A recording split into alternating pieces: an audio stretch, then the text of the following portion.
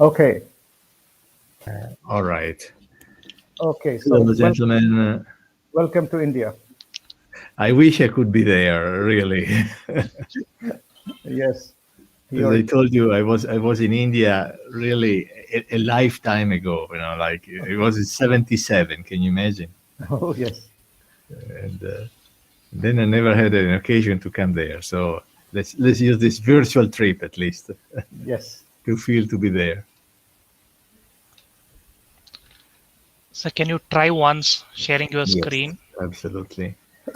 Okay, let's see what happens. Okay, share. Share. This is it. This is it. This is it.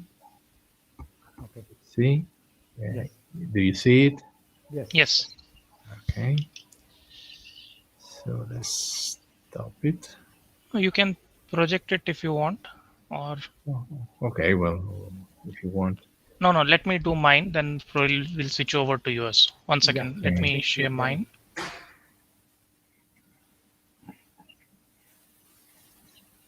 Okay. How do you?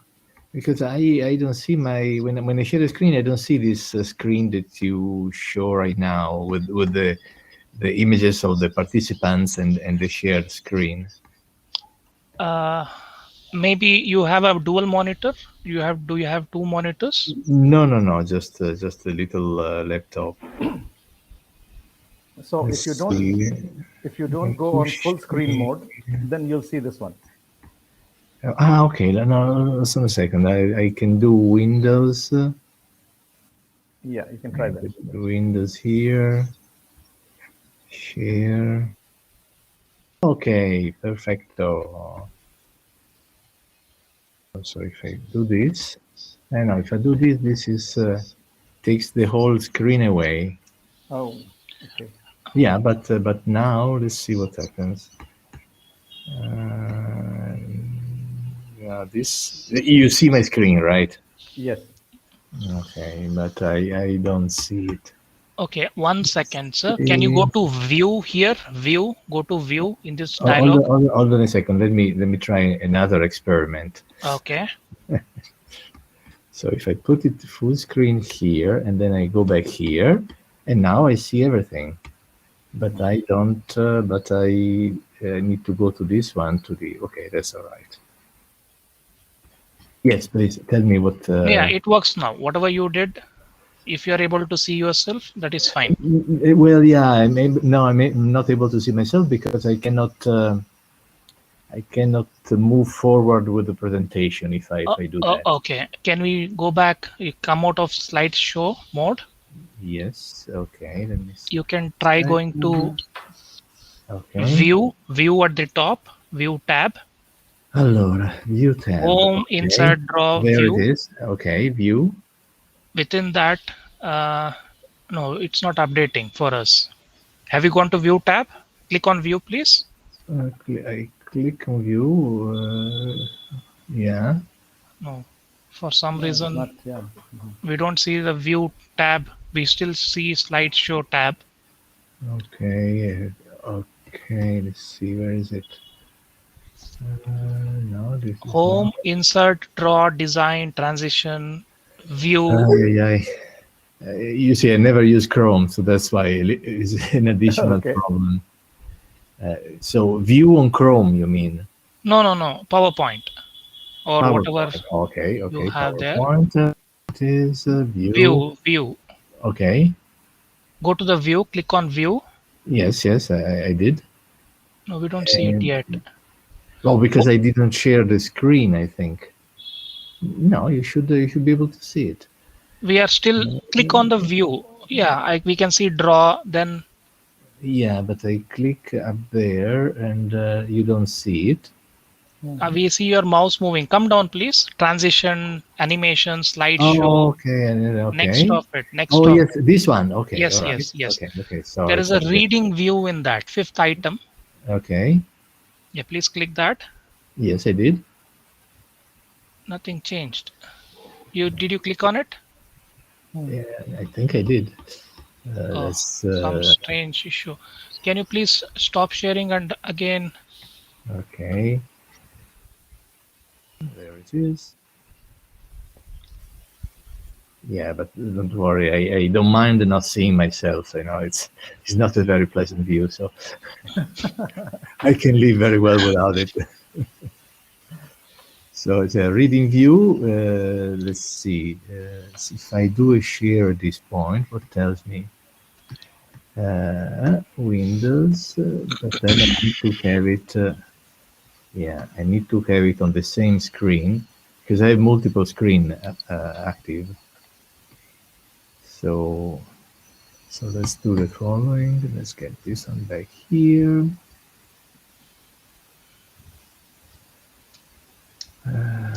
This stop show. And we got this one. And we got this one here. Okay, now we are back to where we started. It's not shared with us yet. No, I haven't shared. Let Okay. me share it right now. Share Windows. This one here. Share. Be able to see. Okay. It's loading. The thing is that when I go in full mode, but perhaps here. What do you see? Not yet. I mean, we just see the No. PowerPoint. Yes, it doesn't. This reading mode doesn't work for me because it. Okay. So I need to put it here. Now you should be able to see it. Yes. Yes. Okay. So if I move it to a different window, like that. Okay, so I can switch from one screen to the other, and one screen I have the view of you, and the other I have the presentation. So I guess this is the best way to go Okay. on. So you can just try to change and see whether it's changing. Yes. Okay. Okay. Okay. Okay. Okay. Okay. Very good. So we'll start in another 2 minutes.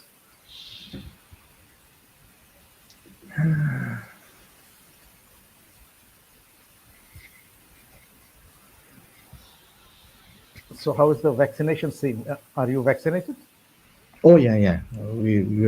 How is the situation in India? We it's- hear horrible stories here in Europe Yes, about the situation there. but now it has improved. So I got my second shot of vaccine yesterday. Okay. So let's hope it's under control. It is under control. It went up very sharply and it came down equally sharply. Okay. That's well, vaccination does miracle. Also here, yesterday we had like 22 people, 20 deaths, something like that, respect to 800 of a couple of months ago. So Yes. it was a very sharp decline. But still, it's like 9/11. Now it will leave permanent attention and damages or whatever. Our life will be changed, unfortunately. Yes.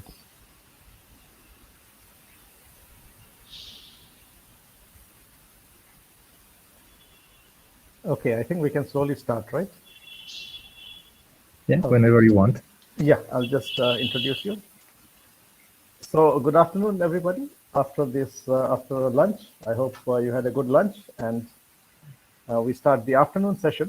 So, it's my great privilege and honor to be introducing Professor Paolo Fiorini from the University of Verona. So, Professor Fiorini obtained his bachelor's degree from the University of Pavoda, his MS in electrical engineering from University of California at Irvine, a PhD from University of California at Los Angeles. From 1985 to 2000, he was with NASA Jet Propulsion Labs at Caltech, where he worked on automation and teleoperation systems for space applications. 2001, he returned to Italy and he set up the Altair Robotics Lab. And 2009, he has also started his surgical robotics company. Professor Fiorini is a fellow of IEEE and is currently a professor in the Department of Computer Science at the University of Verona. He also holds joint appointments at Caltech in the US and Obuda University. So, Professor Fiorini, welcome, and it's a great honor for us that you have agreed to speak to us. So, I would request you to please take the stage. Thank you very much, Professor Dutta. Thank you for the introduction. Thank you for inviting me, and thank you everybody for attending this talk. Is everything okay? Do you see everything as planned? Yes. Okay, very good. So let me get started. As you see, the title is a little bit strange: Dreams in Medical and Surgical Robotics. Intelligence and affordability. And in fact, I will be talking about these long-term plans that I have of addressing one problem which is emerging these days about medical robotics. And the problem is that it's following. I call it a medical robotics divide. The physical interaction is given by robots, and robots are showing that this physical interaction is necessary. In Europe, we have this buzzword that is the digitization and be able to have all digitized process. But in medicine, if you don't go to the physical interaction with people, then digitation stops at a certain point. Stops with prescriptions, stops with medical records, but it doesn't go any further. Furthermore, the current epidemic situation has shown that if we have means to separate people from the medical personnel, we could improve the safety and the health of all of them. And although robotics is not a magic bullet for everything, it has the advantage of improving the average quality. So, great surgeons do perform very, very well, no matter what, everywhere. But, other situation, robotics can raise the quality. So therefore, robots seems to have a place in medicine, in the surgery. However, they're very expensive. Their use is limited to very, very few institutions, even in the so-called rich world, Western rich world. Not everybody, very, very few institutions can afford these devices. So, are we, separating preventing people for taking advantage of this technology just because of cost? Furthermore, the design of the robot is addressing only the very expensive procedures, because of course there is a higher return of the economy. There are funds that is received from the national health system, depends heavily on the type of intervention that is carried out. So really, we have to propose a new design and market paradigm and a new approach to medical robotics. Of course, this is the dream. This is a commercial activity, is driven by economics. The cost of developing a medical robot is incredible. And so, of course, people want to take advantage of the situation. But on the other hand, there are other possibilities. And when I say new approach, I think that we have to look at procedures that have the highest impact, not the highest economic return. Somehow we need to limit the profit of medical robotic devices. The profit that these companies make, and Intuitive Surgical is an example. Intuitive Surgical, just to give you a term of comparison, is valued much more than Volkswagen, which is the largest car producer in Europe. And and the Volkswagen produces several million cars a year, and Intuitive produces several thousand robots a year. So there is something that is wrong here. How we can do? Well, we can save money using economic components, and of course we have to provide software compensation, so to be able to compensate the lower performance of the economic components. So basically get savings from other fields, from mass products. And of course, robots, medical robots, rehabilitation, surgical, are not mass products. We can never have the economy of scale that we have in other products. And, we have to add software feature instead of expensive hardware.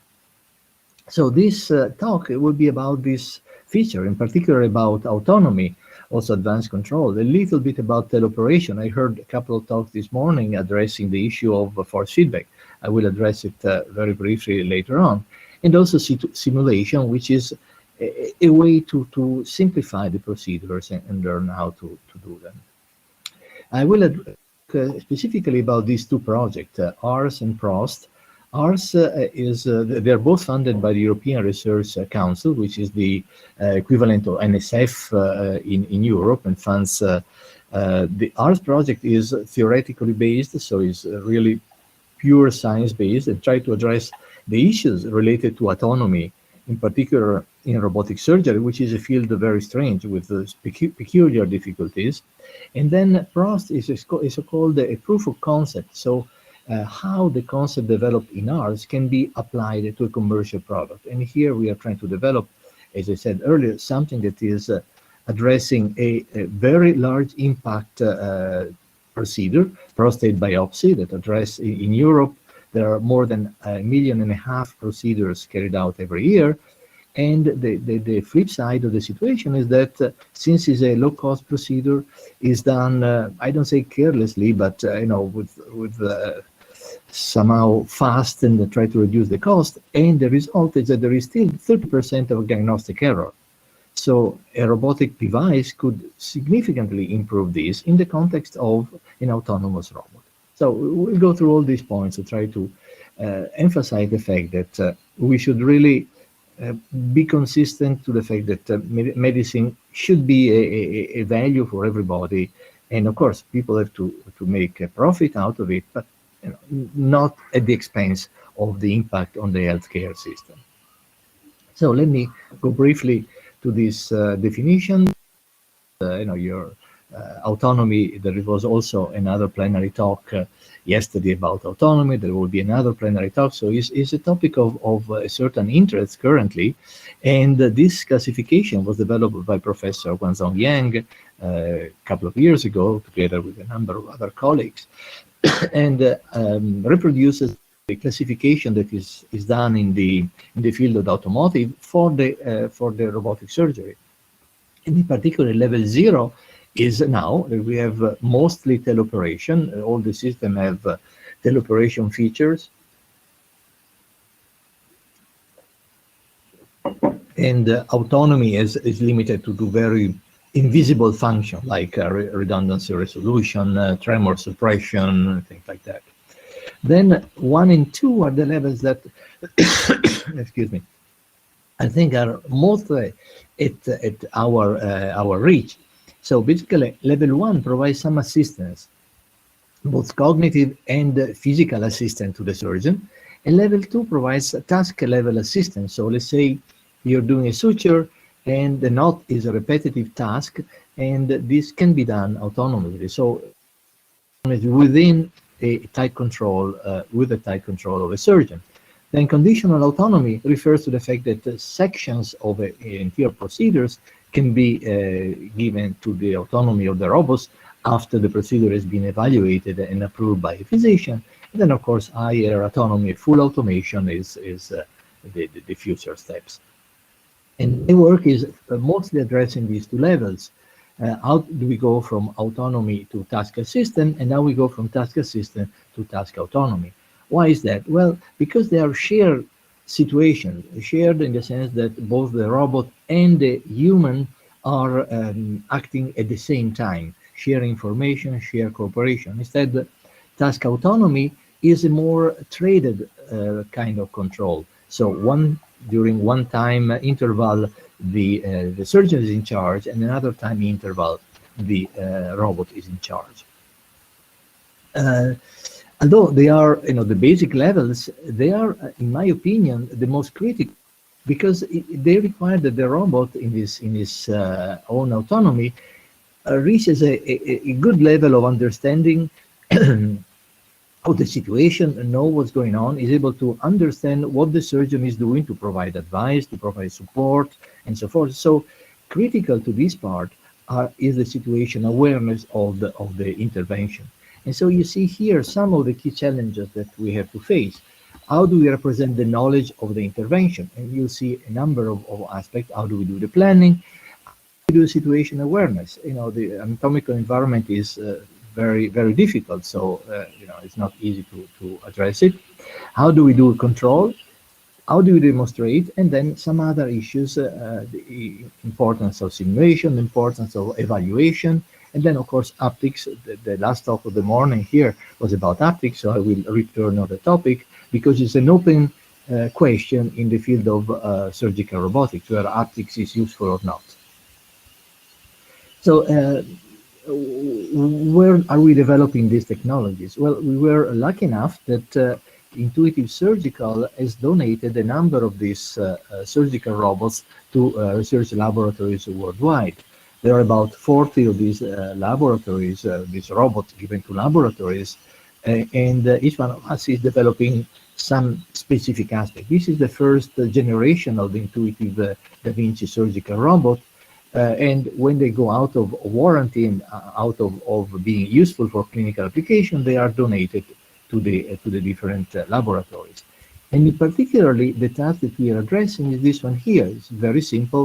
It's still not a real surgical task, but is the training task that all surgeons have to go through to prove their dexterity before they address more difficult tasks. It basically is to pick up rings of different colors, put them on pegs, and share it between the two manipulators. You see, this is the three-arm version of the Da Vinci robot. You see here, with this yellow band, one arm. This is the green arm, the other one, and in the middle there is an arm with the camera, the endoscopic camera, which is here, and we enhance the camera with an RGB camera to have also depth perception. The reason for that is that the stereo vision through the endoscope is very limited because the inter-camera distance on the endoscope is very, very limited, and it doesn't allow us to have a good depth of field. So the key problem that we want to address is knowledge representation. Knowledge is present everywhere. There are a number of books on surgical procedures, on robotic surgical procedures. Surgeons are very willing to provide advice, and then we can simply learn from task or get the data. So basically, we addressing these two parts. These two, of course, textbooks and interviews come together. Task duplication, we call it as transfer knowledge, and then learn knowledge from bottom-up data. It must be said that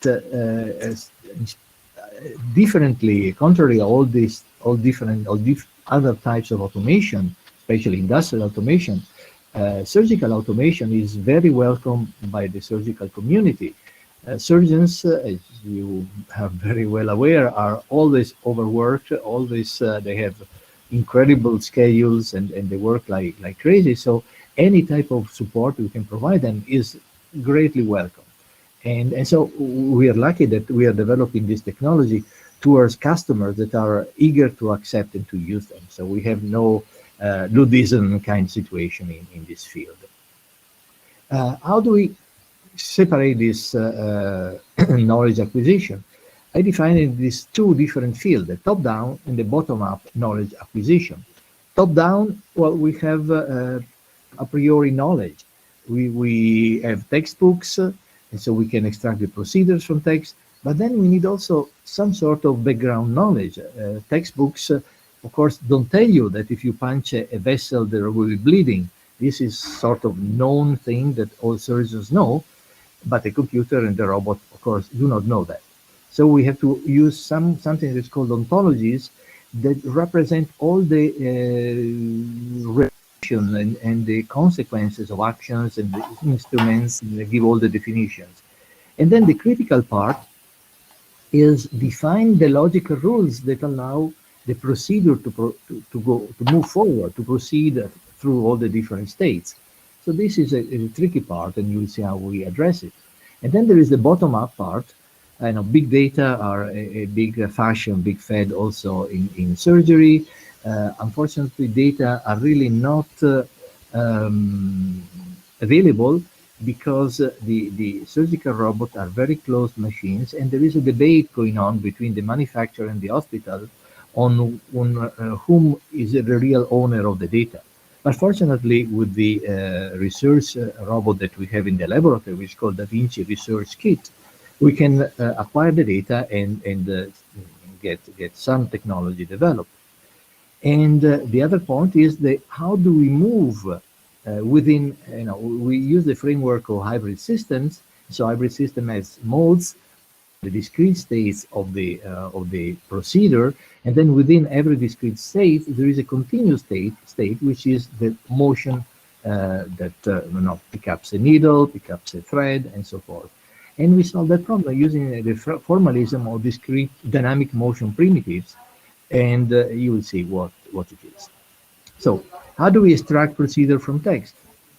Well, in the text we have two types of sentences: procedural sentences and declarative sentences. And of course, we are interested in procedural knowledge. But of course, this is a brand new area of research. There are no known ways to address surgical knowledge from a textbook. So we had to first of all define what is a procedure, and basically a procedure is a workflow. But the critical part is this one here. How do we go through the different steps, defining the precondition, postconditions, and so forth? And you will see the examples that we have. These are some of the procedure the method that we're using to extract these sentences from the text. And it's very interesting because, of course, we are doing this in collaboration with surgeons, and this is stimulating our difficulties in defining the right way and understanding the right words. Is stimulating them to think about writing their textbooks in surgery in a different way, in a way that is more suitable for machine understanding. We had to define data sets. Define data setting means that we have to go through the painful and excruciating long procedure of labeling every sentence, every part of a sentence as a procedural declarative, so that we can use machine learning methods. And here is some of the results. And we just signed an agreement with a robotic textbook on robotics procedures to use the whole text to do this machine learning process. This is FastText is a tool developed by Facebook, and we have been comparing it to classical recurrent neural networks. Ontology is the background knowledge that we need to have, and there are, as you see here, two different ontologies. One is called FMA ontology that describes the anatomy of the body, and the other OntoSPM that describes the tools of surgery. And so one important thing is to connect the procedure with the ontology. Think that you are developing your robotic procedure, and of course you develop the nominal procedure. Textbooks usually give you the best case, and then there are section about exceptions and different cases. And if you find an exception, then you have to replan your task, and you have to use this ontology to figure out what are the alternative solutions. For instance, you may not happen to have the right instrument at that moment, so what are the equivalent instruments? Then you go to the ontology. And here the difficult part, how do we represent the transition from one state, one action to the other? And the important thing is that we have to represent these rules in a way that is understandable to people. You are certainly aware of this new field of research. It's called explainable AI. And we address this problem using logic rule representation. It's not the fastest, it's not the latest, it's not this neural network, which on the other hand are not understandable. The results don't allow you to understand how the network reached a certain result. And instead, using logical rules, as you see, is very clear what happens. And then these rules are also easily to be adapted to a changing environment. And in fact, these are the points that the advantage of this approach, which is called this ASP, answer set programming, because we define the variables in statics, which are the description of the environment, and then there are these variables that are called fluents, and they're the ones that define on which the situation awareness is defined. and so is constantly updated by the sensing system, and that allows to provide robots with the situation awareness and allows the evolution of the evolution of the task. ASP has some other advantage. It is non-monotonic reason. It deals with incomplete knowledge, and this is a way to compute a plan. So basically, we find the sequence of rules that satisfy all the constraints, and there are these satisfiability checking tools that allow to solve the problem and to get the sequence. It's called exactly the answer set. So all the logical rules that represent the evolution of a task. Just to give you a brief example, now these are the actions that we want to do in this simple training task: grasping, moving, extracting, very simple things. And their representation in logical form is this. Again, it's not perhaps easily understandable to a surgeon, but it can be translated in a natural language in very, very simple way. These are some of the results. You will see a brief video later on. This approach allows us to deal with failure condition, with unexpected situation like occupied pegs, so we cannot do the expected, we have to replan the task, and then allows to have multiple actuators, multiple agents in a parallel execution. And so this is very interesting. So we're able to do this training task in a fully autonomous way, and we are trying to compare the performance of a human with the performance of the robot. The rationale behind that is that if we want to certify, this is a very, very long-term objective. We want to certify a robot for clinical practice. The robot will be reasoning, and so it will be practicing medicine.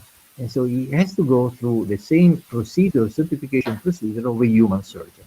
So it's a very long way, but we will work on that. We can improve this knowledge, and here you see an example. Of course, in robotics, you cannot use real robots because by the time we generate enough data, the robot will be broken. So basically, we use simulations, and we are able to use this inductive logic programming to refine the set of rules and to learn new rules, providing examples of execution or proper executions.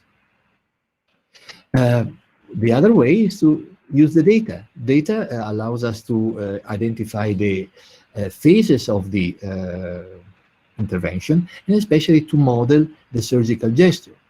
So basically, we have these two components. We have discrete components are the modes of a hybrid system, and the continuous component, the continuous trajectory within each mode, which is the movement of a surgical arm, the grasping of a needle, the insertion of a needle. So the single actions, the form that in a chain of actions form the surgical procedure. This is the standard model of a hybrid automaton, which we are using for this mathematical modeling. And you see the problem is very difficult. Here we're working on this problem with our colleagues at Caltech, Professor Joel Burdick and his students, to try to find ways that even in the, we call a relaxed identification problem, where we know how many states there are in this model, try to find where each state stops and what are the proper sequence. And of course, this is a problem because if we assume that the number of states is fixed, then if there is a change or an unexpected situation, unexpected state, then it's not clear how we modify the model and include this unexpected state, unexpected discrete state in an unexpected mode into the mathematical model. The continuous part instead is being solved quite well. We use this dynamic motion primitives or movement primitives, depending, and it basically can be learned. All these parameters you see here, the capital letters, can be learned even with a single repetition. In reality, we use a small number of repetition to have some sort of average resulting, and we can compute both the trajectory, Cartesian trajectory, and the rotation trajectory using this unique quaternion. And this is how we learn. Again, you saw the simulation. We can do the learning with industrial robots. So basically, we learn the motion with a easily accessible device. And here is the most tricky part, how to learn from the real surgical data. And we are working on this part right now. The good thing of this approach is that on the left you see the learn trajectory with the industrial robot, and on the right you see the executed trajectory with the surgical robot. And you see the shape is more or less the same. It's qualitatively the same, but the scale is completely different. And this is a characteristic of this DMP, or the addition that we made of this DMP formalism, to be able to be invariant to the scale and invariant to rotations and so forth. This is just an example of how the motion is learned and how is executed on the surgical robot. Situation awareness is basically the clock, the tick, the events that make the procedure advance. So basically we are considering motion. We have no contact yet, because we still the issue of measuring contact forces is very difficult in a surgical environment.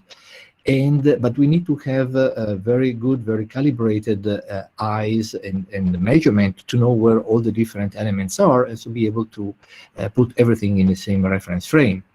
So we made a new way to calibrate the robot, and we actually improved by almost 4 times the standard calibration method.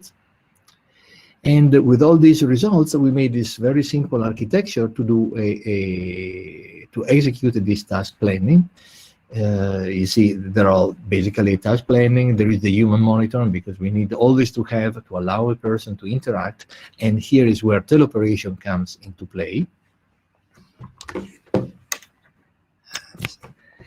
And here is just an example of this execution. And you see, this is the task, and this is the planning that comes out. So it's very simple. Here the peg was dropped, but the system recognized that the peg was dropped, because a fluent that was grabbed the peg was instead of being a positive answer, was a negative. And so the system was able to replan, and here replan the parallel execution, which is a little bit new, that not many laboratories in the world are able to do that. And the other part that I want to address is simulation, because we use simulation as some sort of background thinking or unconscious thinking of our autonomous robot, but also with a very practical use. We developed some models of deformation. You are certainly aware that using finite element methods is not very practical in real-time application, because they are very lengthy, but they are very precise. And so again, also in this way, we have this learning from simulation that allows us to provide enough realistic data to train. In this case, we use neural network because they are very fast, and it can be used in real time as virtual sensor that allows us to carry out the procedure. Here simulation is useful also to verify the plans, but once the plan is executed, of course, there will be differences between what we expected at the beginning and what is the reality.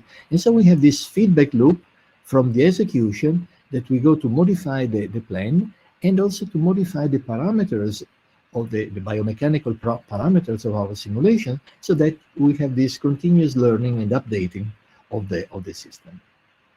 Where did we apply? Well, simple thing, lifting a piece of plastic or a simulator of anatomical part, and identifying what are the fixation points of that anatomical part. This is a tricky part, a tricky knowledge, because it's not it's different from every individual. It's not visible from the exterior, and so it has to be. And the surgeon learns by trying and error, by lifting different parts and see where it gives and where it doesn't give. And we follow the same approach. And by simulating, creating a number of simulations, we were able to train a neural network to identify that. And here you can see a little bit of an example how we lifted. The task is to lift this yellow part, which is supposed a simulation of fat, to expose a kidney tumor which is underneath. And so there was a little bit of learning, quite a little bit of learning done in simulation. You see that the robot is performing rather poorly, and then eventually is able to carry out the task autonomously and without further training. And by the way, we also did this with an ex vivo model, so basically a kidney extracted from a pig, and the results were also very robust and applicable to situation also different from the one that which was learned initially. Here, very briefly, to assess the quality of the performance of the surgical robot, we have to develop new metrics. Because the current metrics, which are based on Cartesian space, do not capture all the different characteristics of the motion. So basically, we develop new metrics in joint space. Of course, here is convenient because we have access to the values of the joint variables, because we have this Da Vinci Research Kit. Normally, you can only access the Cartesian, so basically the external parameters.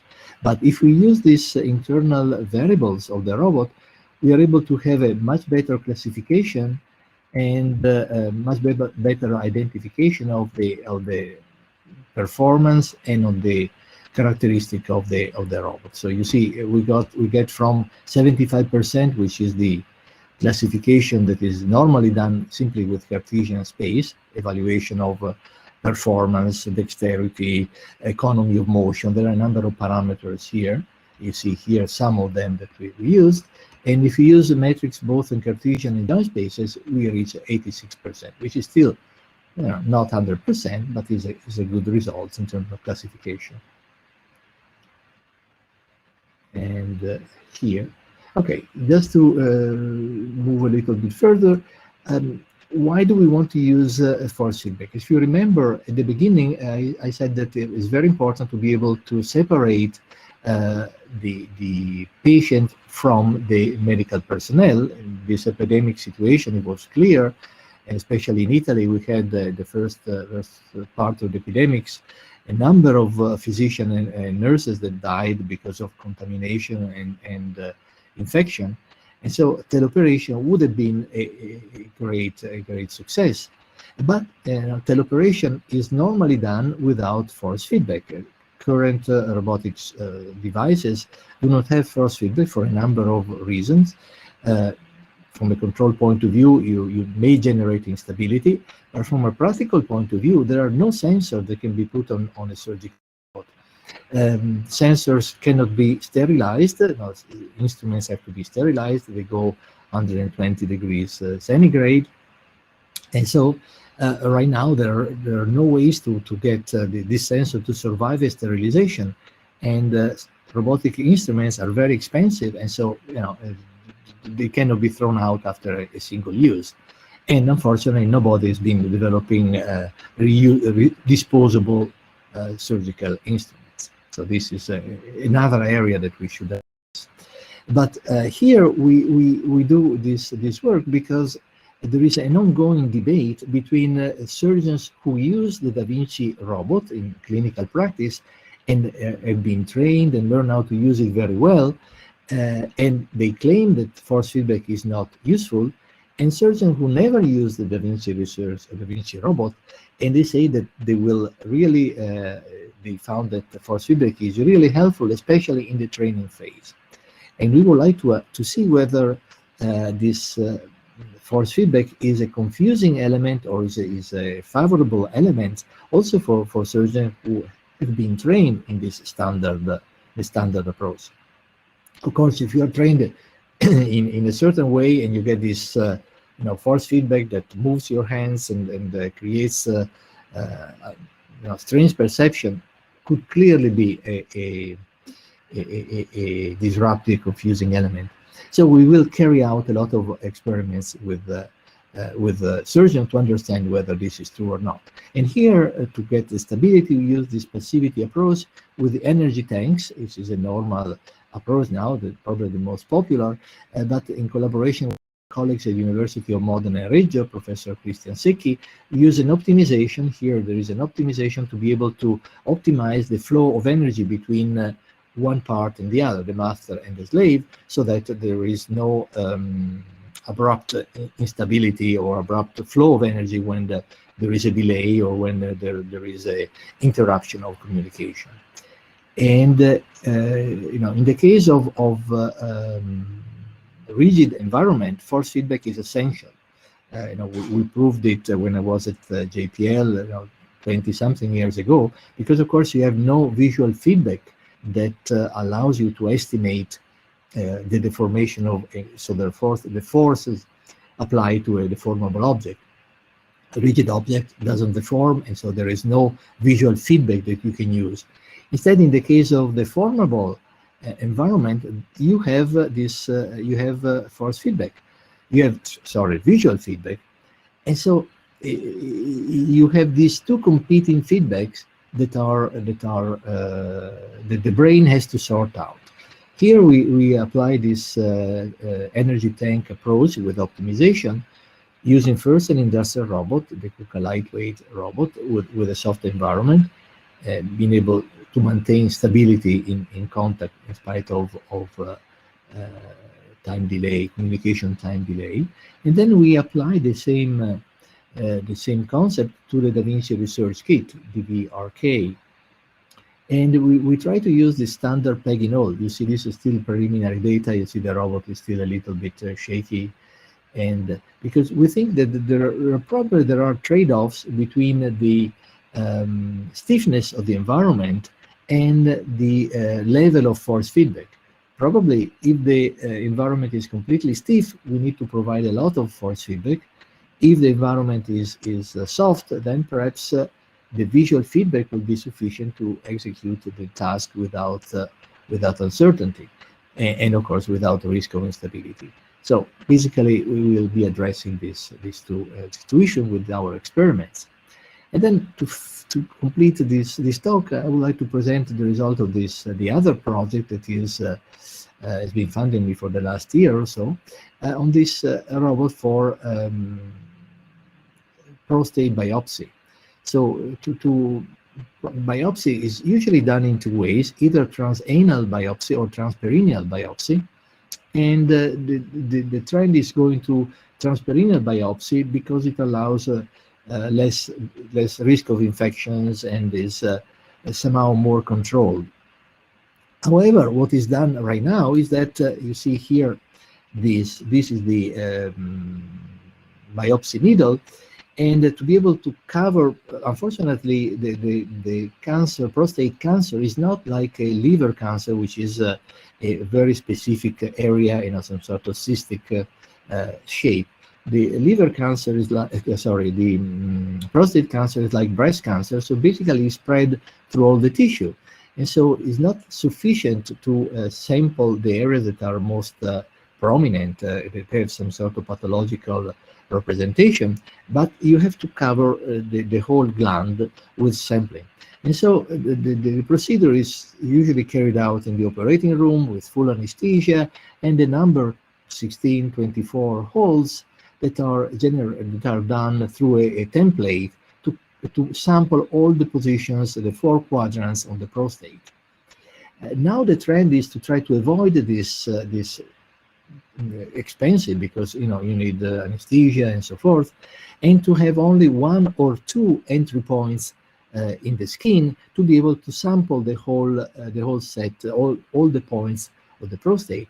But of course, it's very tricky to do it by hand, and therefore we decided to have this very, very simple robotic support to guide the robot to the right position, especially to provide the robot with the proper orientation to reach the target.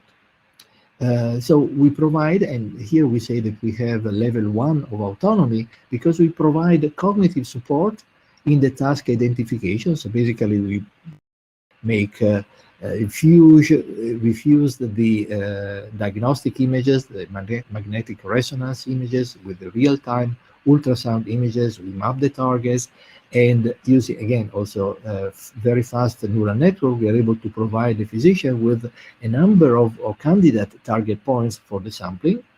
Once the physician approves the target points, these are transferred to coordinates for the robot, and the robot is moved to the right position. You see a very, very simple design. This prototype cost like 800 euros to be developed. We carried out experiments in the laboratory. We carried out experiments in cadaveric laboratory, and now we are in the process of certifying the new version of this robot for clinical trial. But again, this is an example of a very high impact procedure with a very low cost device. The cost will probably be in the in a few tens of thousands of euros. So basically the cost of an echographer machine that almost every urologist has, and will not be having a big impact on the healthcare, but it will have on the cost of the healthcare, but will have a big impact on the diagnostic capability.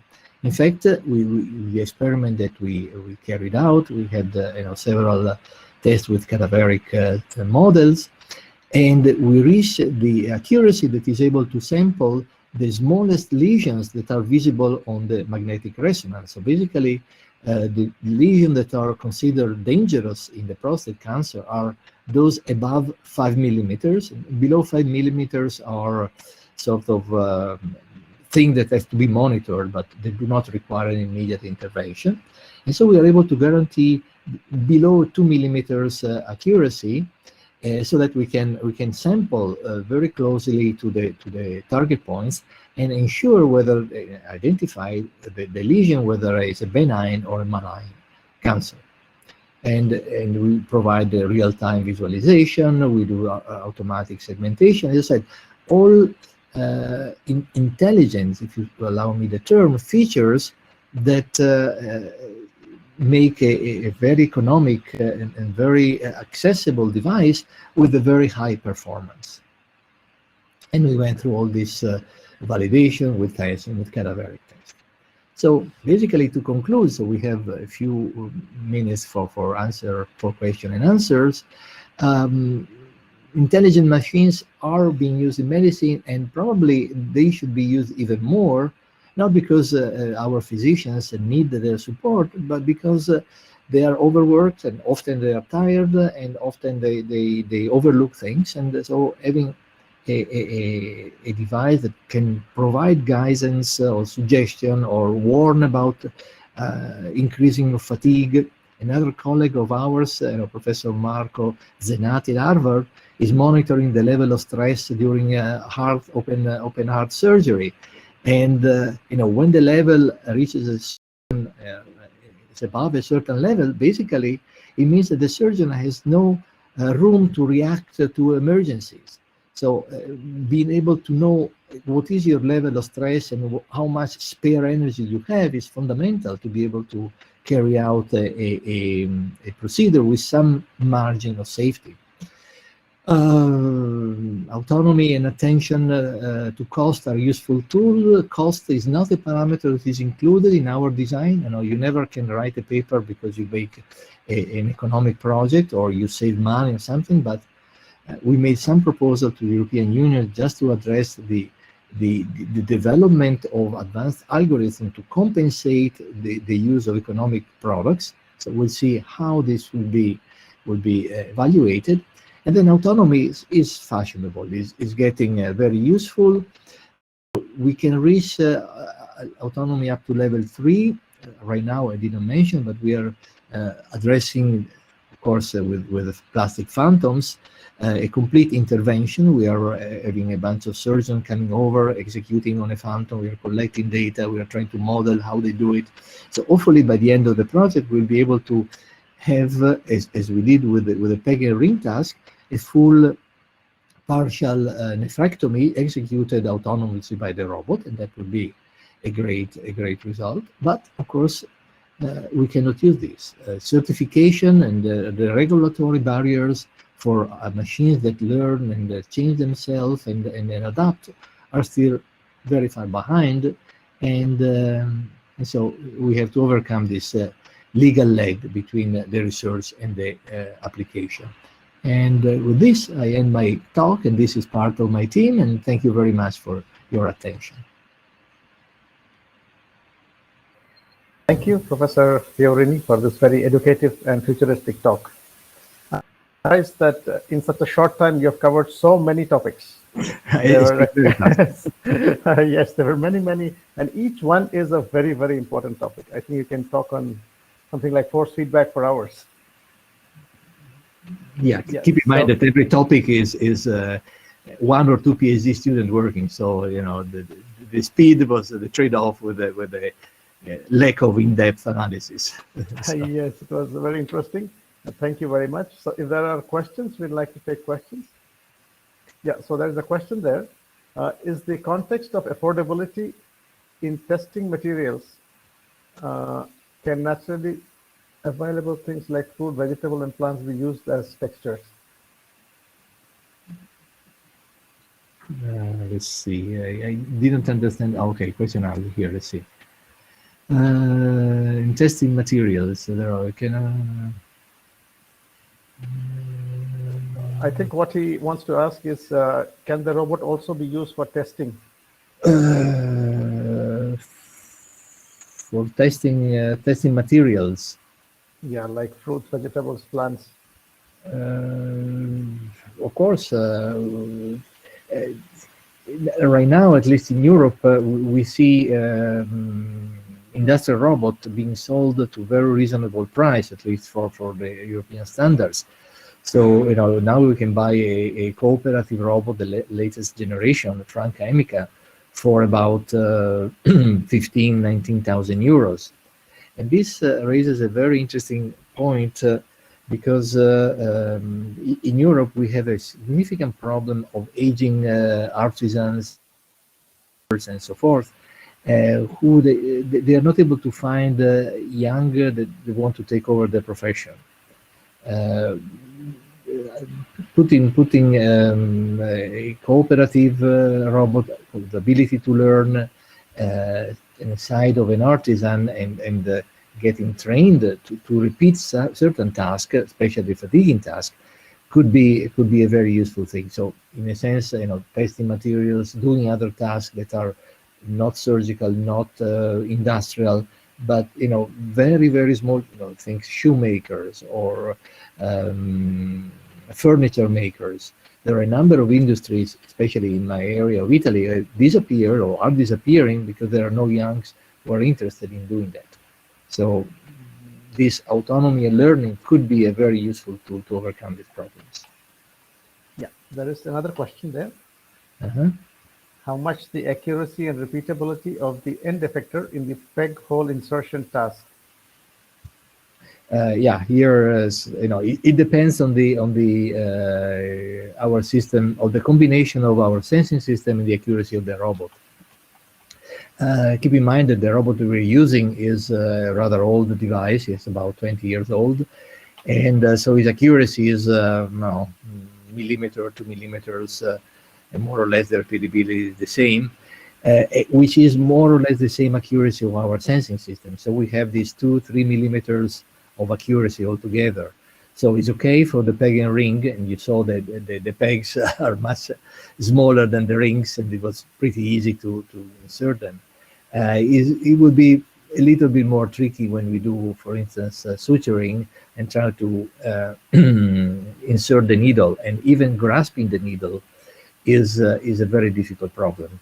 The features of the needle. The needle is something that is like 3-5 millimeters long for less than 1 millimeter thick, and it's very difficult to identify with regular cameras and things like that.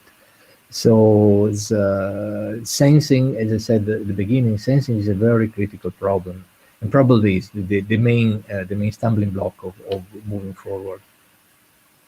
Okay, so there is another one.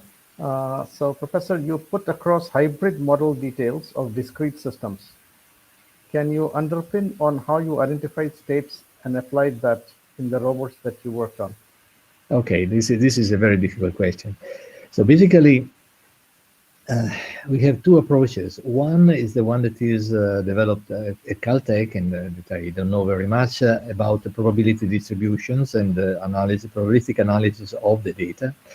And in our case, basically continuity of motion. So we assume that each discrete state, it's called the modes, are characterized by continuous motion of the robot, represented by this DMP approach.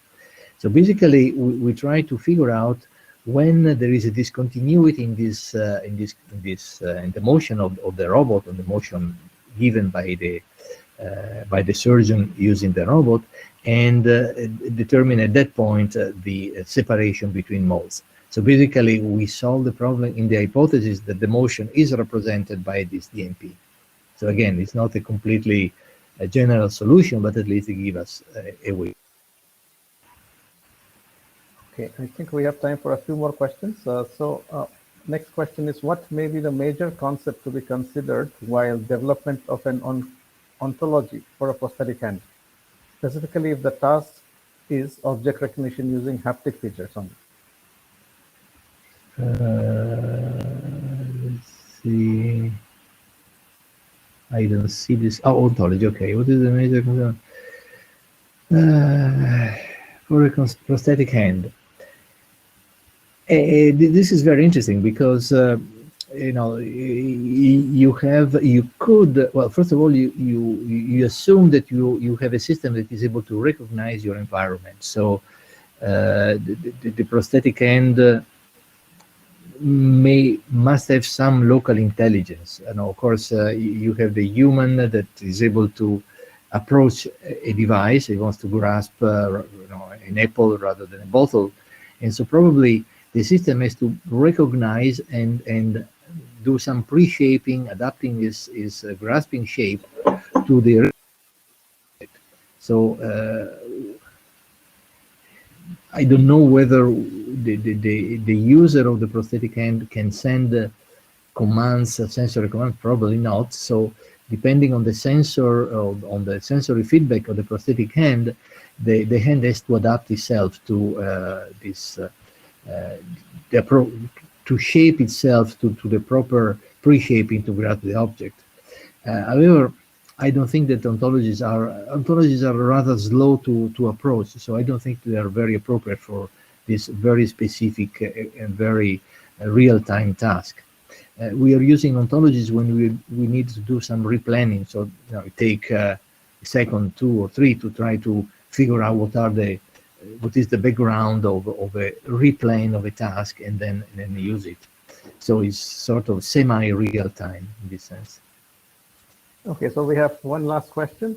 In the context of machine learning approach, are you using some special sensors in the task area for data collection? How expensive are these new sensors? Okay, so first of all, when we do machine learning, we use a simulation. Unless we are Google, you cannot do learning with real robots. I'm sure you are aware of the experiment that was done by Google to learn object grasping, and basically after few months of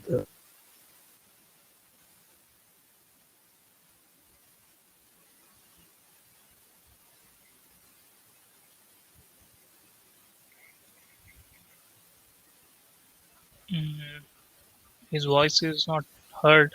Yeah, I think that voice has got cut. You can send him a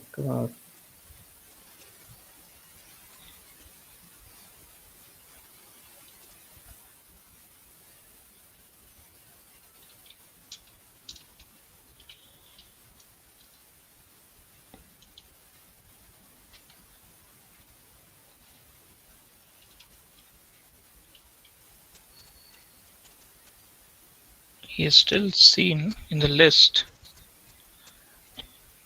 But his picture is frozen, right? Yes, picture is frozen. Maybe we can just. Where is Okay. that cut?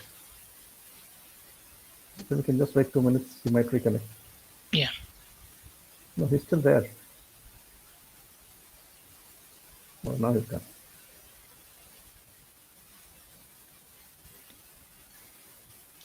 Yeah, he's joining back. Okay, so my apology. The network disappeared for a moment, but Yes, I think some network issue, yes. it happens. So I was saying that machine learning with real physical objects is impossible. You break them. So the simulation is a good way to go, and then in that case you really don't need a very expensive sensor. On the other hand, the sensor that we're using are the regular RGB camera, the Intel Xsense, so it's really not very expensive, and we are experimenting with putting strain gauges on the robots just to follow this philosophy of low cost and high performance, if we're able to do it. Okay. Thank you, Professor Fiorini. There are a few more questions. If you have the time, maybe you can answer to them. But we'll like to stop here. And I think Professor Fiorini is there. You can send him questions. Okay. And as per his time, he may answer. So thank you once again for your really educative and futuristic Very talk. much. It's been a pleasure, and I hope you enjoyed my talk. Yeah, thank you. I have one final question for you. Yes, A rather personal question. You had told me many years ago, decades ago, that your dream is to take over Da Vinci, make a better robot. How far are you in your dream? Well, back and forth. So you mentioned that I started a company many years ago that didn't have enough support, so that I folded. But I'm starting another company just these very days, and I put together a small consortium, company and designers, and to try to do something. But again, with the idea of doing something that is at least 10 times cheaper than the Da Vinci. So we'll see if we can make it. Okay, we wish you all the best. Thank you very much. Thank you, Professor. Thank you. It was very nice talk. Thank you. Thank you very much for inviting me. Thank you. All right. So we have the next session, which is session number 6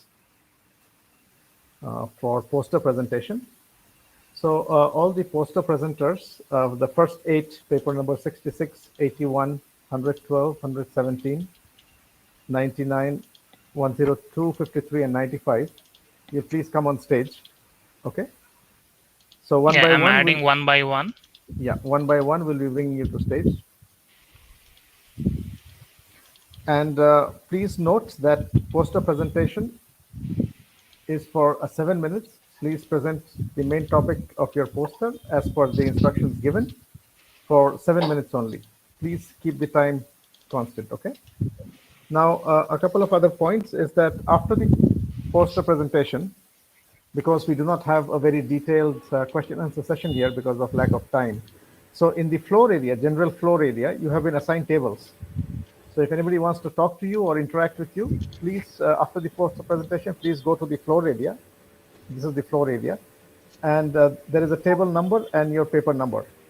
Okay, so just look for your paper number and the table number there. So the table number is actually your paper number, sorry, the other way around. Okay, so in the floor area, after this presentation is over, you can go and sit in that corresponding table, corresponding to your paper number. And if anybody wants to ask you a question, they can come there and they can ask you the question. Okay? I hope that's clear, okay? So you'll have to double click on a table to enter a table. And the people who want to listen to you, they will have to come to your table, double click, and then they will be in your table. So please keep your webcam and mic turned on for all interaction. And on the right and left side, there are links to the posters. So if you click on a particular number, you will be able to go to a PDF online and you can just browse through it. And obviously the person who is on the poster, they will also be displaying their work when they talk to you. Okay, so after the presentation, please, after the presentation is over, that means at 6 o'clock, you can go and sit on your corresponding table. Now, each presenter. I'll just take one photo. Yeah. Can you please turn on your webcam, all the people on the stage? Okay, smile. Okay, done. Okay, so please stick to the time, 7 minutes for each speaker. And we may have one or two questions at most. But after that, interaction is in the floor, okay, in your corresponding table. Okay, so the first speaker is paper number 66, Shubham Bhandari, design of robotic hand and wireless glove to teleoperate. Yep. Could you please share your screen?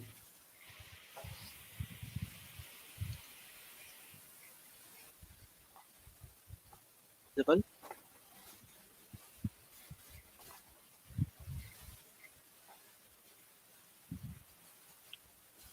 Hello. Yes, you can Yeah, start, yeah, please. you're audible and Is visible? Okay. yeah, everything is visible. So yeah, you can start. Please start. Okay. So, good afternoon, everyone. My name is Shubham Mandari, and I'm here to present a paper on design of robotic hand and wireless glove to teleoperate. Now, as you all know, that robots have become an integral part of our work culture now.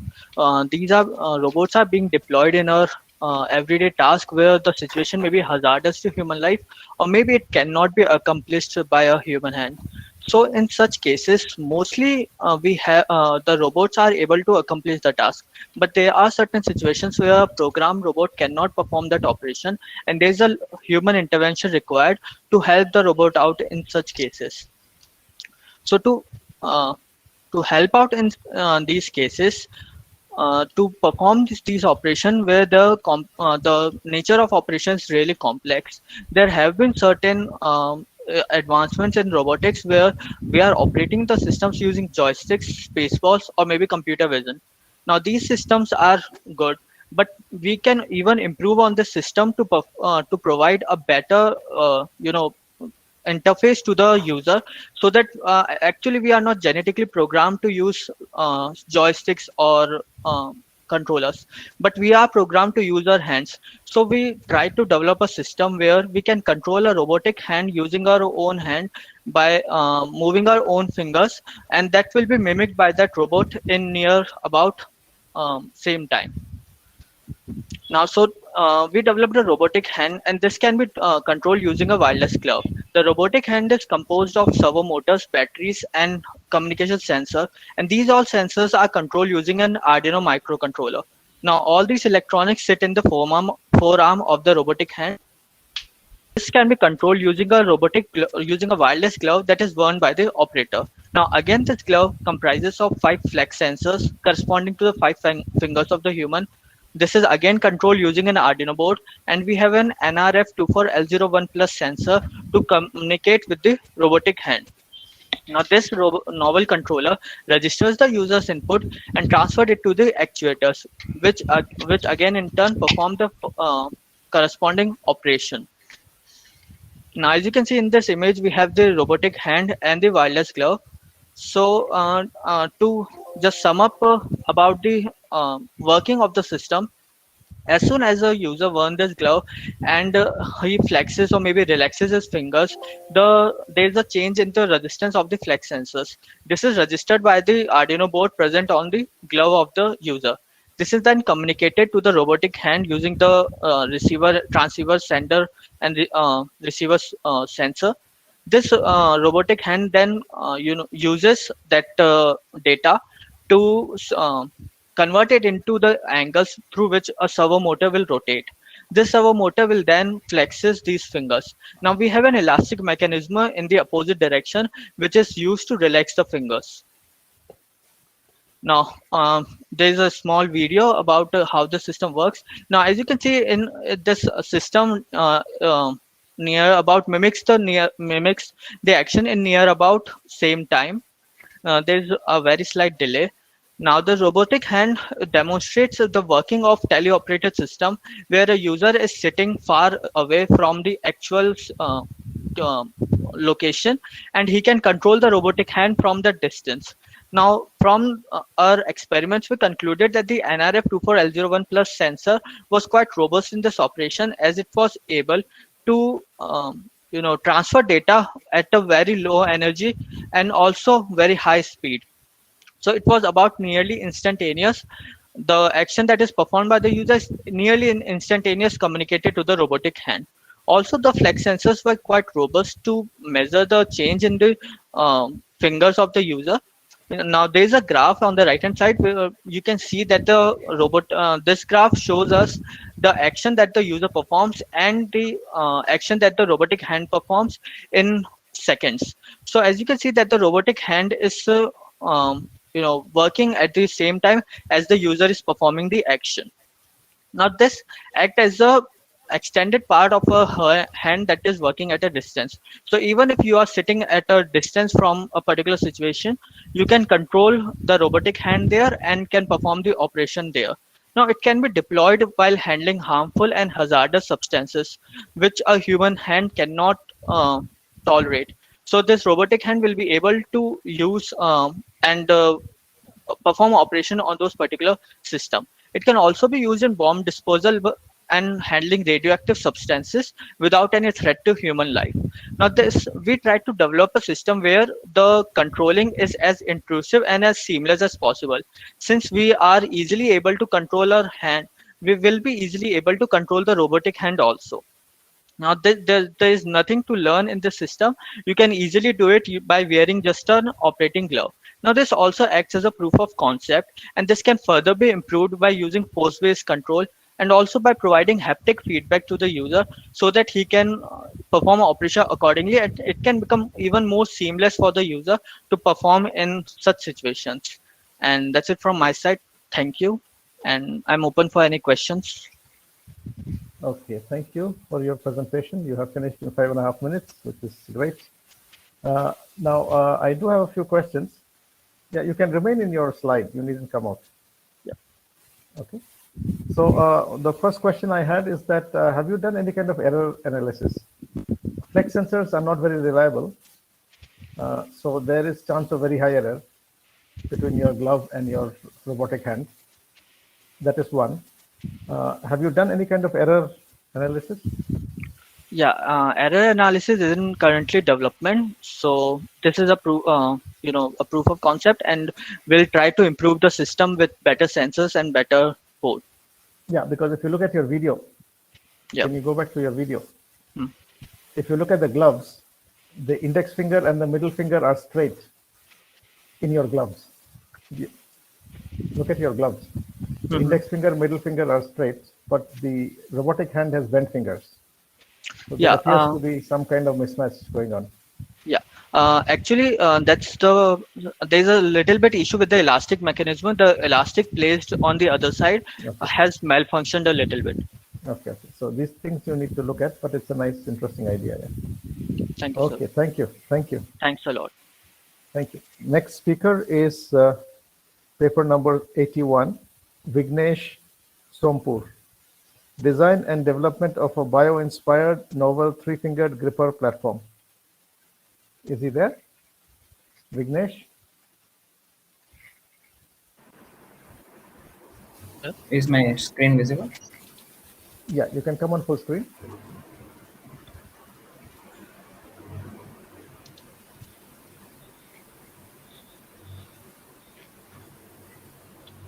Just a clarification to some people are asking when we will be going to the networking area. So after all the presentations, we'll go together. So we'll coordinate that. Please be here only. Okay, so please be there till 6 o'clock. Okay, yeah, please start. Okay, I'm be using the reader view since the full screen is not working. Yeah, no okay. problem. Good afternoon, everyone. I am Vignesh Sompur and I'm pursuing my PhD in IIT Madras in the field of biorobotics. My PhD advisors are Professor Ashokan and Professor Varadan. I am be presenting the work titled Design and Development of a Bio-Inspired Novel Three-Fingered Gripper Platform. Human hand has been the inspiration for robotic hand design for many decades now. This is mainly because of the immense dexterity that the human hand possesses. So because of the dexterity of the human hand, we are able to do multitude of tasks with fairly good comfort. So with human hand as the end goal, a preliminary step has been taken to improve the dexterity and versatility of a three-fingered gripper. There are numerous hands in literature which are publicly available. So broadly they can be classified based on the number of degrees of freedom that they have, the transmission mechanism that they're employing, the number of fingers that they are designed for, actuators, and the applications that they are intended for. Though there are plenty of fully actuated hands, that means the number of degrees of freedom and the number of actuators that they possess are equal. They tend to be bulky, costly, and have complex architecture. So it is very difficult to be commercialized. So under actuated systems are generally the way forward, unless we develop architectures which are simpler. So under actuation can have anywhere from 1 motor to n motors, where n is less than number of degrees of freedom. The fingers and the hand can be driven using linkages or tendons. Though tendon-driven hands are compact in nature, they have less force at the fingertips, as well as they have backlash issues. So generally linkages are preferred, even though they tend to be bulkier. The number of fingers in the hands can be from 2, 3, 4, 5, or sometimes even 6 fingers are being developed. Though 5 fingers are preferred for prosthetic applications, 3 finger hands provide the good compromise between complexity, cost, and as well as dexterity. So 3 fingers are fairly simple systems. Actuators, electric motors, servo motors are generally used, but there are other hands which use pneumatic muzzle shape, memory alloys, hydraulics, etc. So it depends on what is the application. So the problem that we'll be handling will be to develop an under-actuated linkage-driven hand, which is low cost, and it is inspired from the structure and function of a human hand. To design the hand, including the wrist platform, data analysis has been done extensively. So a human hand grasp dataset has been, which is publicly available, has been used.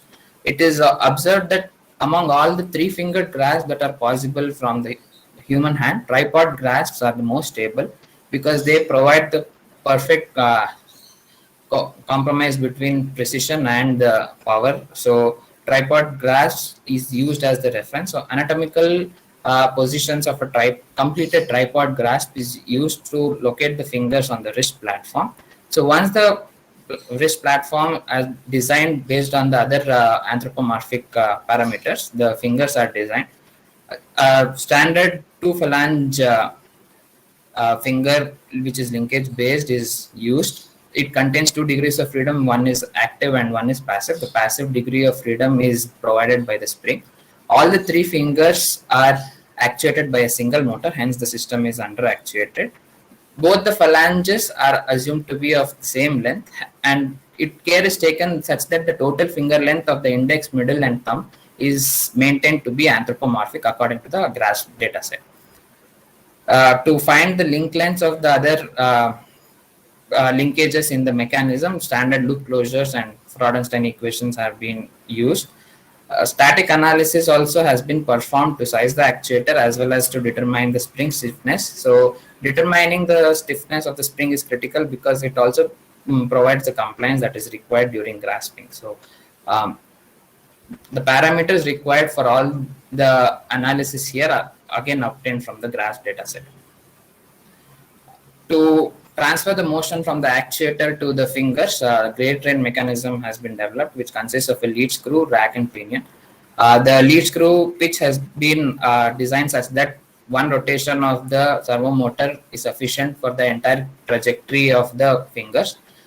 The gear ratios for individual rack and pinion of the fingers are made such that they move different lengths based on the human grasp dataset. So this provides sort of differential motion for the fingers, which is providing an adaptive grasp.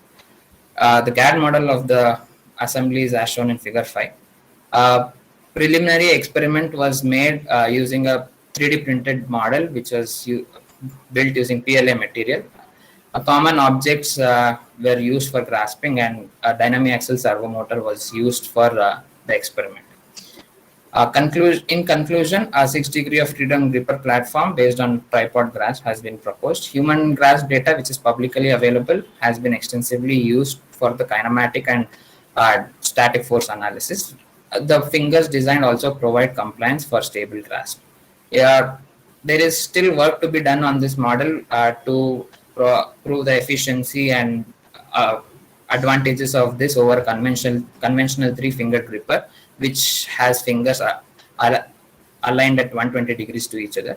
Also, the force sensors or haptic sensors can be added to make the grasping process more automatic. Movable wrist platform can be integrated so that it can be used in prosthetic applications in case it is required. Thank you. Okay, thank you for your presentation. There are a couple of questions in this. For example, you're saying 6 degrees of freedom. This is 3 active and 3 passive, right? Yes, sir. Okay, that is one question. The second was, in your link length, did you do any kind of optimization in that 4-bar loop closure equation? I validated once using analytical method and one using geometrical approach. So optimization was not done technically. Our geometrical based approach was used so that we can map the trajectory that is obtained from the human grasp data. So yeah, so that's my question. That are you following the human trajectory, fingertip trajectory? Fingertip trajectory, not the individual joints, because we have 2 joints in for the phalanges for human grasp, and here there is only single joint. So only the fingertip trajectory is being used. So you are doing basically motion synthesis, right? Yes, sir. Motion synthesis. We're using precision points, which can be obtained from the trajectory. So, how many precision points you have used? 3 is sufficient. 3 points. Okay. Okay. I think that's all. Okay. Thank you. So the next author, please. There are questions. I'll be answering the Q&A in the chat window. Yeah. Yeah. Okay. Thank you. Thank you, sir. Chat for one question.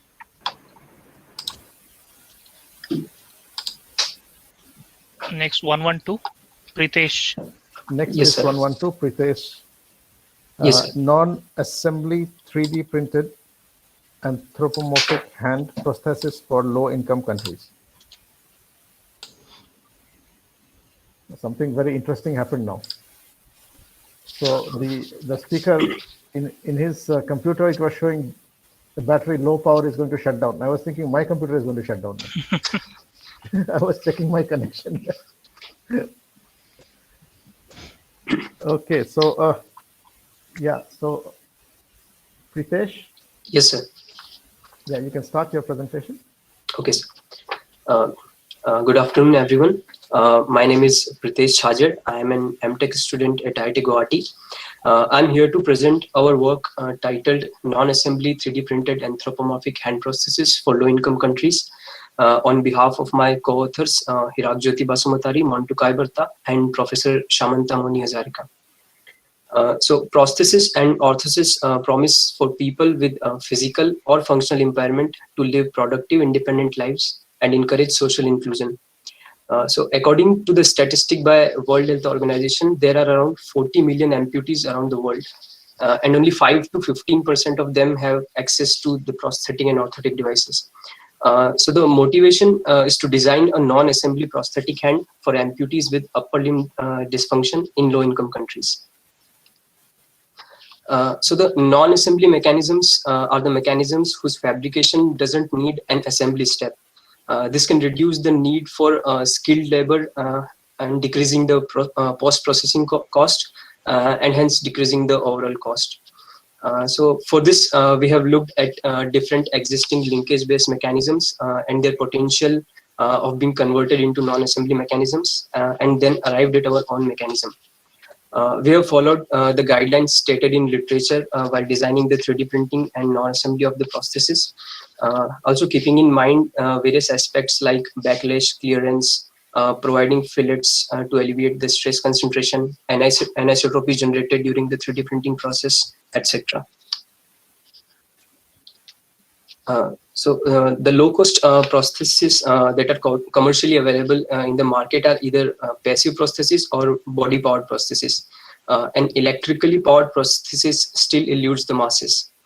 So the objective is to design an active, multi-articulated anthropomorphic prosthesis, keeping in mind the need of developing countries like India. So First, we have designed a tendon-driven prosthetic hand using the average anthropomorphic parameters, and then arrived at a non-assembly prosthetic hand using the same dimensions. So based on the anthropomorphic parameters, we have arrived at an under-actuated hand design. These are the designs of various phalanges of the fingers and thumb. The first 3 rows shows the distal phalanx, middle phalanx, and proximal phalanx of the fingers. And the last 3 rows shows the design of the thumb, the distal phalanx, proximal phalanx, and metacarpal phalanx. This is the assembled CAD model of the tendon-driven prosthetic hand. We can see the different phalanges and joints in the figure shown. So there are 1 motor to actuate each finger and 2 motors for the thumb. This is the 3D printed and assembled prototype of the tendon-driven mechanism. So we have then looked at different mechanisms to take this design towards a non-assembly mechanism. We have restricted 1 degree of freedom in each finger at the DIP joint between the distal phalange and the middle phalange. Even though we have reduced the number of degrees of freedom, using linkages, we have ensured a better force transmission as compared to tendons. And this is the assembled CAD model showing the Whippletree mechanism that we have used to actuate the fingers, and a rack and pinion mechanism for the thumb. This is a light-dependent resistor-based sensor developed by our team at Braille to sense the muscle contraction and actuate the non-assembly prosthesis hand through the Whippletree mechanism and the rack and pinion mechanism.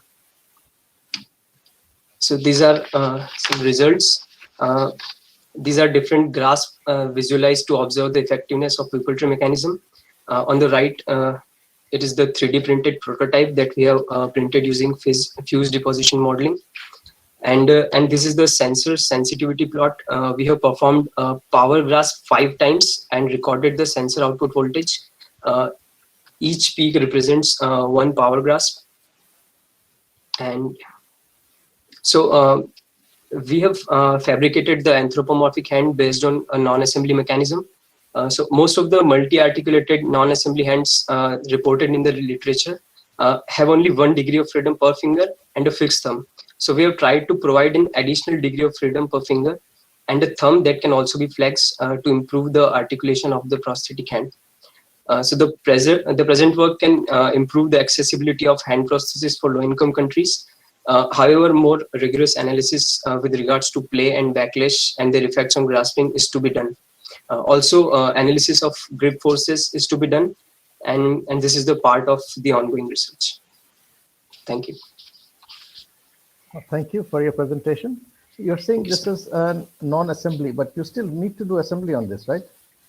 No, sir. The hand is printed. We have assembled it in SolidWorks and printed it as an assembled model. Okay. How do you make the joints? The joints in yes, sir. Yes, sir. We have provided some clearance in the joints so that while 3D printing, the engaging parts do not fuse together. Okay. Yeah, so this is a great design. Now, what in terms of actuation, you're using normal cable-driven actuation, right? Yes, sir. In the first model, we are using tendon-driven mechanism. Yes. Okay, and 1, 2, 3, 4, 5 motors, so 5 degrees of freedom. Yes, sir.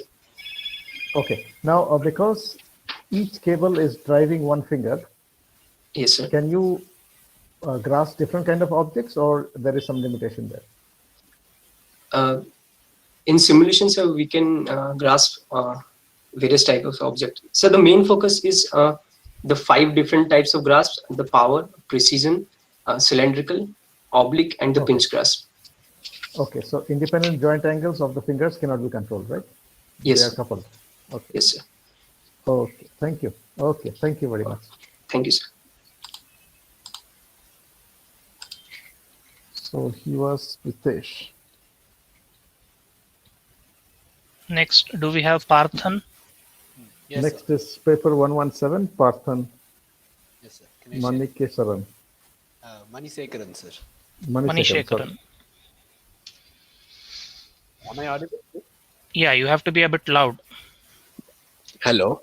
Yes. Am I Yeah, we Yes. can hear you. Yeah. I'll just talk like this. Yeah. Good afternoon to everyone present here. I am Parthan Manisekaran, BTech from PS University. We have worked on this project from the Center for Robotics and Automation and Intelligence Systems. And our project is called ARMOR, Modular and Semi-Autonomous Supernumerary Robotic Limbs for Disaster Relief. It might sound a mouthful, so I'm going to get into the details later. So why did we actually come up with this particular application? We came up with this application seeing the challenges which were faced by the NDRF team during the earthquakes and floods and other calamities. One important work which they need to do consistently is to lift or push objects multiple times under different uncertain conditions. And use of technology can be one way to help them out. And this is one such attempt. So while SRLs have been there since 2012, most of the SRLs actually work on a known environment and with known conditions. So these SRLs have been used for sealing work, for balancing, for rehabilitation. But since we are mainly focusing on a disaster scenario where it'll usually not be a known environment, we are looking at a different concept of working. So the existing SRLs use something called a leader-follower base, wherein the robot is either programmed or is shown how to work and the robot just follows it. But here, since we are looking at an uncertain condition, we are taking the use of computer vision for the functioning. And finally, we are looking at pushing as our priority here, as compared to other papers which usually work towards balance and lifting lighter objects. So what are we trying to do here? So we are trying to build an SRL-based suit which can push objects of different sizes with minimum intervention from the user. We want to make sure that the user does not spend more time in controlling, but rather can spend time in just telling the command and the robot does everything on its own. The next thing is the robot should be able to detect or recognize the target, that's the debris which needs to be pushed, and if there are any obstacles, to avoid collision with the obstacle. So in a disaster site, you usually have many people working simultaneously, and you do not want to hit them when you're working. So you have to make sure that we are looking at the target as well as if there are any obstacles present. And since we are not looking at the research lab sort of scenario, but something where portability is important, so we are working towards making it portable and easy to use for the NDRF teams. And finally, we do not want to develop SRLs, different SRLs for different functionalities.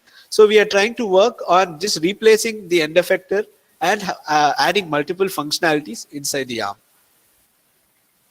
So how we went about this? So first we considered an average human height to be about 5.6 feet, and the waist height would come up to about 3 feet. And we set a constraint that about 75 centimeters of ground span is what we need the robot to move to. So with this calculation, we were able to get the arm to about 110 centimeters. So now what we did was, instead of taking 110 centimeters, we scaled down the model for two reasons. Firstly, we wanted to make sure that the proof of concept works out. And second thing is it will be a little cost effective. So the materials which you have used here, which we were planning to use, which we have used here are CFRP and ABS. For the original model, we had the proposal of CFRP, which is carbon fiber reinforced plastic, due to the fact that it has a good high strength to weight ratio. But then for the scaled down model, again, since it's a proof of concept, we use ABS and we 3D printed it. So the reason why we chose 3D printing as a method here is because since we are looking at a dynamic situation where there are high chances of quick prototyping or quick production of these arms, so hence we thought of giving 3D printing an approach basically. And next we have developed a modular design wherein if any one of the part breaks, you just have to replace that particular part, and there's a way to extend the arm itself due to the modular design here. And again, like I told you, the end effector can be replaced depending on which functionalities are required. For now, we have had the pushing action. We are looking towards other actions like pulling and lifting or even drilling actions. So we have used high torque motors. We have used 3 high torque motors for a pitch action and 2 yaw motions for pushing the debris. So we've used ROS as our entire control framework, starting from the path planning for the arm all the way till the Arduino controls for the motor. And finally, we've used RGBD, that is red, green, blue depth cameras, for debris location and obstacle avoidance. So what we first did was we did the stress analysis on a scaled down version of the model. So we have considered three different loads, 5 kgs, 3 kgs and 2 kgs, and we have calculated the maximum stress, total displacement and factor of safety. So here what we found is at around 2 kilograms, the factor of safety comes about 1.61, which we fixed as the maximum, and we did not want it to go beyond that for our particular application. And we've calculated the DH parameters, forward kinematics and inverse kinematics of the arm. So we were able to detect the depth of any object in front of the RGBD camera, and it was able to get the exact coordinates in the 3D space. We've used the YOLO model for detecting obstacles to avoid collision, and we've used Move It and Gazebo as our simulators for the path planning and simulation to move the end effector to a particular point in space. And finally, we had fabricated it using ABS, and we were able to push an object of above 1.5 kgs. The graph here shows the displacement curve for a simulation of 20 seconds, wherein the first graph basically depicts the movement of the first link, which is the pitch motion, and the two graphs are the yaw motion for pushing the object. So this is, to be honest, this is our initial results towards this concept, and due to time and resource constraint, we have come this far. The use of the scaled down version helped us understand numerous abilities of what we are building and also the shortcomings of the work. We are working towards the second version of Armor, wherein we are looking to implement better materials, designs and functionalities. And we are not just looking at it from a research perspective, but actually to a production level. So hence we are focusing more towards a user-centric approach, wherein voice control or virtual reality headsets can be used for making it easy for the person to use it. This will be converted into a production grade design in the near future. Thank you very much. Okay, thank you for your presentation. A few questions. The first is what is the total weight of the system, because the person is wearing it, right? Yes, sir. So the scaled down version of the arm came up to about 1.08 kgs to 1.2 kgs, sir. That is with motors and battery and everything. With motors and the arm, sir. The battery we are using AC supply for now, so we haven't considered the battery. But if you were to consider the battery, it would come up to 3 to 5 kilograms.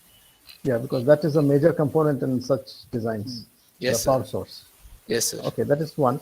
The second is that there are 3 degrees of freedom on each arm, right? Yes, sir. So 336 you have. Okay. Yeah, and how is the drive? Is it cable driven or is it direct geared? It's direct gears, sir, actually, for now. But that's the whole reason, sir. We have used 650 kg centimeter motors, which are high torque, and hence the power supply which is required for it is more. So we are looking at more of a cable driven or a better way of transmitting torque for now. Okay. Okay. Thank you. Thank you for your presentation. Thank you, sir. The next presenter is paper number 99. Bansal Kumar. Bansal Kumar. And it is by Bansal Kumar, right? Yes. Yes, sir. Yeah, Bansal. Let me share my screen.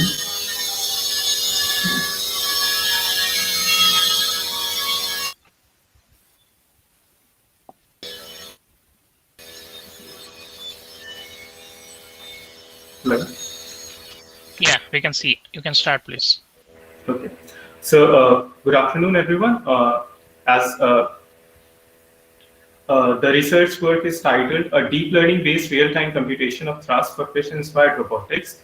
The motivation against this project was due to the various uses of fish-inspired robot in inspection, discovery, military intelligence, and improving reach in areas such as pipelines, etc. And for the same, it is important that the robot can perform all these tasks with minimum human intervention, that is in a fully autonomous way. And this can be achieved by a proper motion planning algorithms. As per now, motion planning can help in a stable environment, which is fixed, but we know that in a natural habitat, that is not possible. So we are intending towards a real-time based motion planning approach that can act and try to adjust to the changing environment. In the literature review, we have been through several works, some of which include the motion planning using simple equation of motion and force balance. These are fast methods, but with a lower accuracy. The next set of work includes CFD-based tools that are almost perfect in accuracy, but are very slow and cannot be used in real-time computation. So we are trying in this work to use a deep learning-based method so that we can get the time of the first counterpart and as well as accuracy of CFD-based method. This takes us to our problem statement, which is to make a tool to compute thrust for a fish-inspired robot in real time using a given set of inputs and parameters, which are as presented on your screen. The variables include the motion parameters such as tail beat frequency, amplitude of flapping, because we consider the motion of the fish to be an SHM. Apart from this, we also go for the velocity of water and orientation of fish with respect to environment to give the relative velocity against the flow. And to get the results in real time, we go for orientation of angle of fish tail so that we can know exact at which orientation, what is the force that we are getting. And that leads us to the final variable, that is thrust, which is going to be our output. In the same word, we have put in some fixed values such as density and fish geometry, which act parameters for this word. Moving on to the methodology part, once we have decided on inputs, we need to discretize the same to use and go through all the process. As you can see on screen, we have taken a range from some work already published and then made step size so that we can work with higher accuracy as well as maintaining as small overfitting as possible in the neural networks. Once the data is discretized, it goes for CFD-based computation. On the right-hand side, on top, you can see the geometry that we are using in this project. It includes a fish robot, which is surrounded by cuboidal mass of water with a velocity inlet in front and pressure outlet at the back. The same is when mesh can be seen in the figure downwards, where the mesh is coarser across the boundary and finer near the fish robot to maintain accuracy as well as speed of computation. The same was validated against the work of Kumar and Shirin in their work because the approach was similar and the geometry was same. As you can see, there are some irregularities. This is mainly because even though the work is similar, the methodologies used are not exactly the same. And on further inspection, we concluded that these irregularities were increased when we went on to go in an extreme condition of environment, that is higher values of the variables that we had. And such was only constrained to 10% of the total data set. Similarly, we also made a grid independent study to see if the element size of our mesh affected the results. And as per the graph, you can see that has the minimal effect. So we went on ahead with the training ANN model.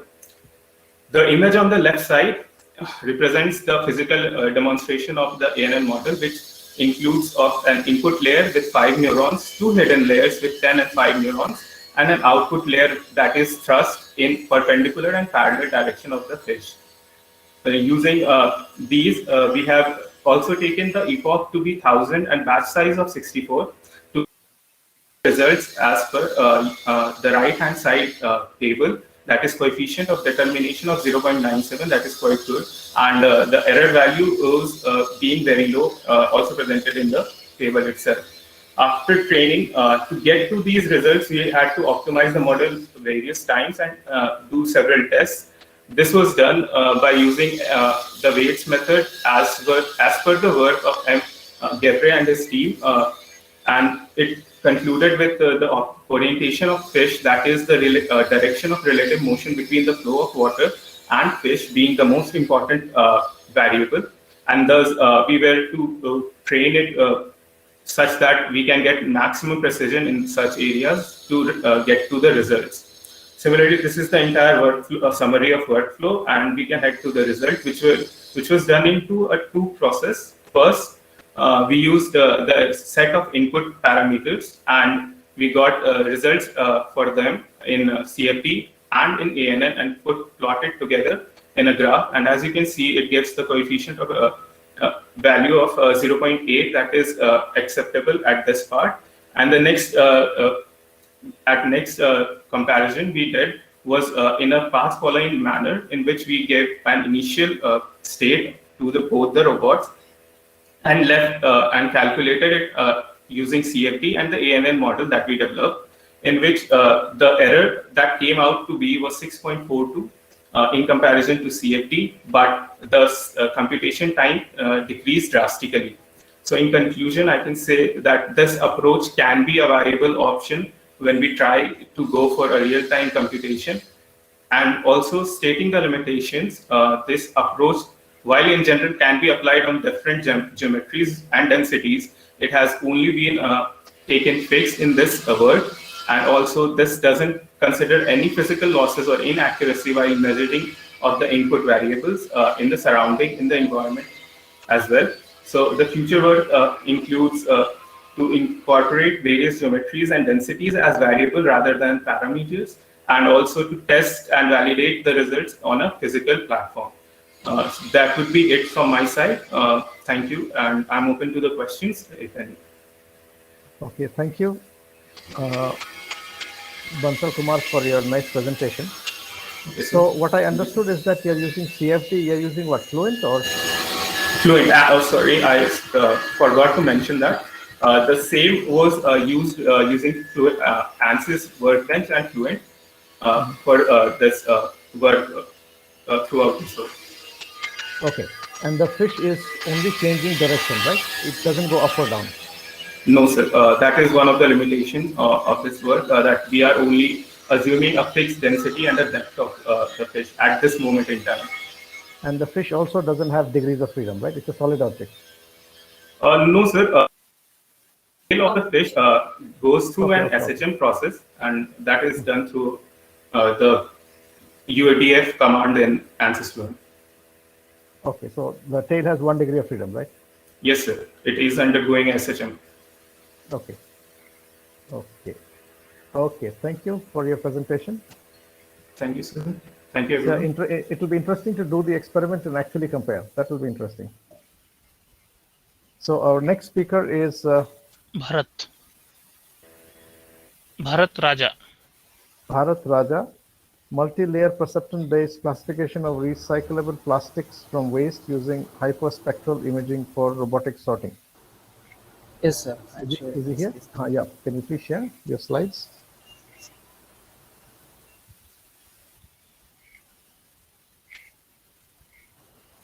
Is my screen visible, sir? Yes. Yes, they are visible. Yes, you can start. Good afternoon, everyone. I am Tadupudi Bharatraj Gopal, MTech student from Mechanical Engineering Department, IIT Patna. And my research topic is on multi-layer perceptron-based classification of recyclable plastic from waste using hyperspectral imaging for robotic sorting. And the co-authors are Dr. Subrata Hayat, from Associate Professor from Civil and Environmental Engineering, IIT Patna, and Dr. Atul Thakur, Associate Professor from Mechanical Engineering Department, IIT Patna. And my motivation towards this research topic is, if we get into the stats of the waste generation, we can see in low middle income countries, waste generation spiked up to 3 times. So this will be helpful for our country because a lot of our population comes into this category. And in this waste generation, plastic contributes about 10%, which is more significant. And since we can't reduce the usage of plastic, recycling is the viable solution. So this can be accelerated. This recycling process can be accelerated using by imparting automation into the process. With the help of hyperspectral imaging, we will do the classification of the different kinds of plastic for recycling process. In the literature review, there are many research work done on this area. Initially, thermal imaging techniques are used for broad classification of waste stream, where it will classify objects into metallic and non-metallic fractions. And later on, it shifted to hyperspectral imaging, where it extracts more information from a scene. Then, using the region, selecting the region of interest, and extracting features using similarities in the pixel spectra, uh, we can predict the infectious portion of the fruit or maturity grading in the fruits or vegetables. And a lot of applications in remote sensing area using hyperspectral imaging is done with the help of deep learning models like convolution neural network and autoencoders. That includes the spectral and spatial features. And coming to our application for plastic sorting, there are few architectures that are used like UNet and ResNet 8, but these are limited to these are like a transfer learning kind of operations. So we need to develop uh, uh, a robust classification algorithm for plastic sorting, since the research area in this field are very scant. And our problem statement come to be like we have to extract features from the hyperspectral image so that we can identify what kind of plastic it is, and later on it is sent to the robotic manipulator, where it will do the pick and place operation into their respective kinds of bins. In methodology, there are 6 steps. First step is sample preparation. Uh, we prepare samples using 5 kinds of plastic: HDPE, polystyrene, PET, polypropylene, and PMMA. These samples are collected from the household waste, and these labels of this plastic were obtained from the resin codes that are back on the items. And here are the samples that we have used for our data preparation. Uh, these items are trimmed off so that it can fit into the field of view of the camera. And in the next step, image acquisition, we can see the experimental setup of the image acquisition, where hyperspectral camera records the scene in spectral range of 700 to 1900 nanometer with 168 spectral channels in 14-bit bit depth. So in total, 35 hyperspectral images were taken. In each hyperspectral image, there were 10 objects chosen randomly, and those were placed and oriented randomly. In pre-processing step, we will do the flat field corrections. This will take care of the non-uniform illumination and sensor noise. It will be applied according to the formula by calculating the relative difference using the white diffuse reflectance and dark current obtained from the camera. And these corrections were already made by the SpectralOn Pro software that comes with the hyperspectral camera. Here are the sample images, hyperspectral images, shown as a pseudo RGB images. Uh, Now these hyperspectral images will go to the clustering operation. There we will calculate the entropy of the image so that it will separate the foreground and background easily. Since the contrast is very low, we will employ image enhancements like normalization and power law transformation and later on thresholding. And noise filtering is applied to remove the unwanted artifacts in the image. And at the end, we will apply morphological operation and region labeling for extracting different objects in a image.